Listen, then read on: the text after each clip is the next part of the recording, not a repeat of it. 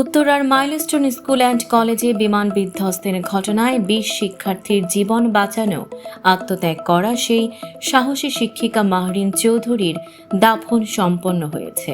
মঙ্গলবার বিকেল ৪টার দিকে নীলফামারীর জলঢাকার বগুলাগাড়ি স্কুল অ্যান্ড কলেজ মাঠ সংলগ্ন পারিবারিক কবরস্থানে বাবা মায়ের কবরের পাশে তাকে দাফন করা হয়।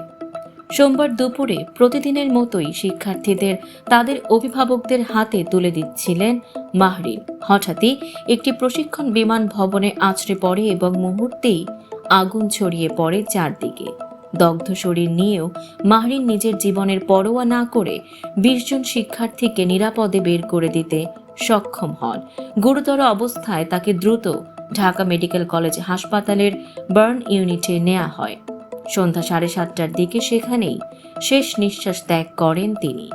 স্বামী মনসুর হেলাল জানান, দগ্ধ অবস্থায়ও মাহরিনকে তিনি বলেছিলেন, তুমি তোমার নিজের দুটো সন্তানের কথা ভাবলে না? তখন কাপা গলায় মাহরিন বলেছিলেন, ওরাও তো আমারই সন্তান, ওদের ফেলে আসি কি করে। এই হৃদয় বিদারক কথাগুলো ছড়িয়ে পড়ে সামাজিক যোগাযোগ মাধ্যমে। হাজারো মানুষ তার সাহসিকতা ও আত্মত্যাগে শোকাহত এবং কৃতজ্ঞতা প্রকাশ করে আবেগঘন পোস্ট দেন।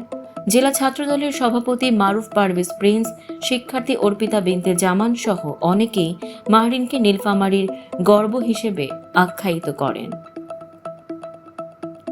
মাহরিন চৌধুরী ছিলেন জলঢাকা পৌরসভার ৩ নম্বর ওয়ার্ডের বগুলাগাড়ি চৌধুরী পাড়া এলাকার মরহুম মুহিত চৌধুরীর কন্যা। জানা গেছে, সম্পর্কে তিনি জিয়াউর রহমানের ভাতিজি।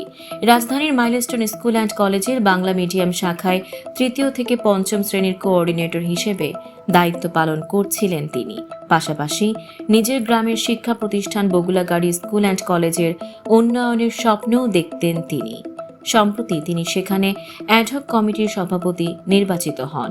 তার মৃত্যুতে শুধু একটি বিদ্যালয় নয়, কাঁদছে পুরো বাংলাদেশ।